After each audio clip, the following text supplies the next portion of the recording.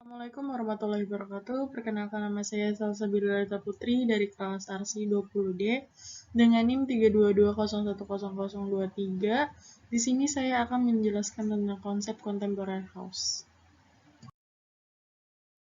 Analisa konsep perancangan. Lokasi yang dipilih adalah Jalan East Esplanade, nomor 2 Lambang Jaya, Kecamatan Tambun Selatan, Bekasi, Jawa Barat.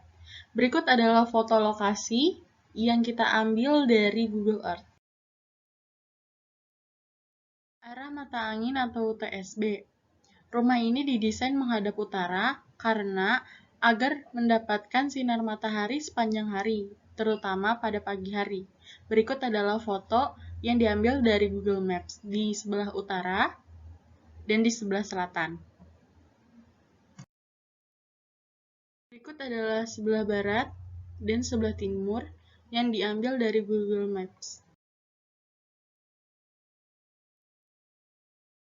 Berikut adalah beberapa foto dokumentasi yang diambil pada saat survei lapangan. Data existing. Ada batas-batas tapak lokasi, yaitu di sebelah utara ada tanah kosong dari klaster East Esplanade, dari sebelah barat ada bangunan rumah dari klaster East Esplanade dan klaster lainnya. Untuk di sebelah timur ada bangunan rumah dari klaster East Esplanade, dan di sebelah selatan ada kolam renang Goet. Untuk lebar jalan ada 12 meter, dibagi 2 jalur. Dan untuk luas tanah ada di 641,7 meter persegi. Untuk luas bangunannya ada 196 meter persegi. Dan tingkat bangunannya adalah 1. SB, garis sempadan bangunan. Rumija, atau ruang milik jalan. 15 meter sudah termasuk pedestrian.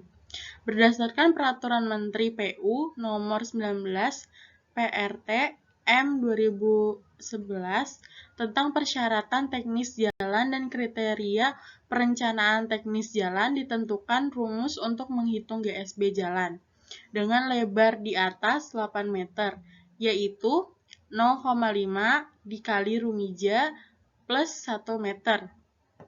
GSB 0,5 dikali 15 ditambah 1.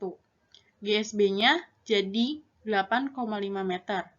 GSB dapat ditarik dari batas bahu jalan sepanjang 8,5 meter dengan ketentuan 1,5 meter digunakan sebagai pedestrian.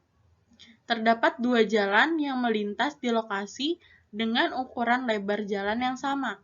Maka, untuk GSB akan ditarik dari kedua sisi bahu jalan yang melintasinya.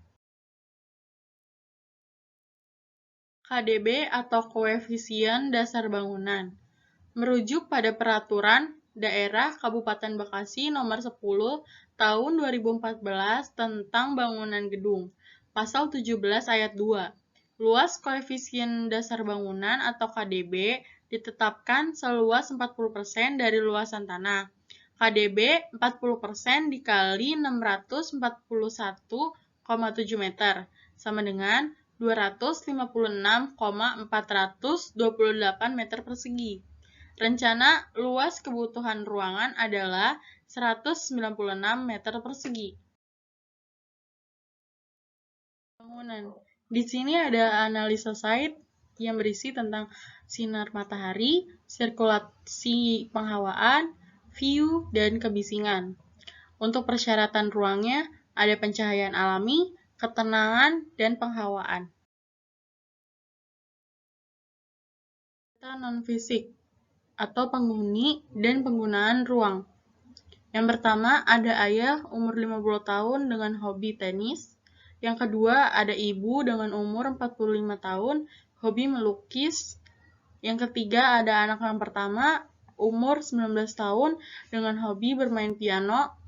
Anak yang kedua 17 tahun dengan hobi bermain basket. Anak ketiga dengan umur 15 tahun dengan hobi membaca buku. Untuk aktivitasnya, ayah mandi, makan, sembahyang, bermain tenis, merawat mobil, bersantai, dan tidur. Untuk kebutuhan ruangnya, ada kamar mandi utama, ruang makan, ruang ibadah, ruang hobi, garasi, ruang keluarga, dan kamar utama. Ibu mandi, makan, sembahyang, memasak, melukis, bersantai, dan tidur. Untuk kebutuhan ruangnya ada kamar mandi utama, ruang makan, ruang ibadah, dapur, ruang keluarga, kamar utama. Anak yang pertama ada mandi, makan, sembahyang, bermain piano, bersantai, belajar, dan tidur. Untuk kebutuhan ruangnya ada kamar mandi anak, ruang makan, ruang hobi, ruang keluarga, ruang belajar, dan kamar anak yang pertama. Anak yang kedua, mandi, makan, sembahyang, bermain basket, bersantai, belajar, dan tidur. Untuk kebutuhan ruangnya ada kamar mandi anak, ruang makan, taman, ruang keluarga, ruang belajar, dan kamar anak kedua. Anak yang ketiga, mandi, makan, sembahyang, membaca buku, bersantai, belajar, dan tidur. Untuk kebutuhan ruangnya ada kamar mandi anak, ruang makan, taman, ruang keluarga, ruang belajar, dan kamar anak yang ketiga. Ide konsep yang diambil adalah utopia atau cita-cita. Utopia atau cita-cita merupakan konsep ideal yang dibawa oleh arsitek kepada masalah yang bersangkutan. Konsep yang tepat pada suatu proyek akan dijadikan sebagai inspirasi dan cita-cita sang arsitek. Konsep kontemporer adalah sebuah rumah yang lebih mengutamakan unsur minimalis, simpel namun tetap berani dalam memainkan motif. Kontemporer memiliki bentuk bangunan yang minimalis, simpel, dan memiliki jendela yang lebar. Unsur dominan dalam arsitektur kontemporer adalah garis lurus. Bentuk ruangannya sendiri berkonsep terbuka, karena meminimalisir penggunaan sekat ruangan atau dinding pembatas.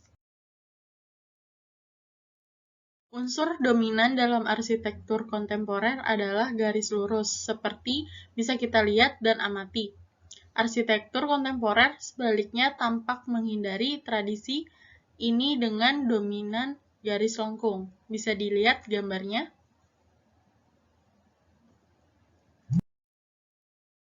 Bagian dalam rumah lebih banyak menggunakan jendela yang berukuran besar agar pencahayaan alami masuk ke dalam ruangan dengan baik. Berikut adalah fotonya, bisa kita lihat. Dan setiap ruangan tidak memiliki sekat atau pembatas antar ruang. Bisa kita lihat di sini ada dapur, ruang makan, lalu ruang keluarga. Desain interior. Warna-warna bernuansa netral seperti putih, abu-abu, dan hitam memang identik dengan desain interior kontemporer. Penggunaan warna-warna tersebut juga dapat memberikan kesan ruangan yang lebih luas. Di samping itu, warna-warna netral pada rumah bergaya kontemporer sering dikombinasikan dengan warna bernuansa kontras seperti merah atau biru untuk menonjolkan kesan artistik sehingga gaya kontemporer tersebut tidak terkesan monoton. Untuk melengkapi desain interior kontemporer, Anda harus memilih furniture dengan model yang tepat. Salah satu pilihan terbaiknya adalah furniture minimalis, yang terkesan ringan dan simpel. Perpaduan antara desain interior kontemporer dan furniture dengan desain yang tepat akan menghasilkan suasana ruangan yang nyaman dan tidak ketinggalan zaman. Jangan ragu untuk memilih furniture minimalis yang tidak melalui proses finishing, supaya kesan naturalnya semakin kuat. Berikut adalah contoh ruangan dengan furniture minimalis. Selanjutnya ada lantai. Pada bagian lantai juga di sini diperhatikan. Lantai bermotif polos juga identik dengan desain interior kontemporer. Anda bisa memilih bahan lantai secara bebas sesuai selera dan kebutuhan, mulai dari bahan kayu, porselen, hingga keramik. Biasanya, interior kontemporer membiarkan lantai polos tersebut tanpa alas apapun. Namun, ada pula yang memadukan dengan karpet bermotif sebagai penanda batas antar ruangan. Jika ingin menambahkan karpet bermotif, Anda harus memastikan kalau warna lantai dan warna karpet tersebut akan tampak serasi, membuat interior rumah semakin nyaman. Sekian dari presentasi saya. Terima kasih. Wassalamualaikum warahmatullahi wabarakatuh.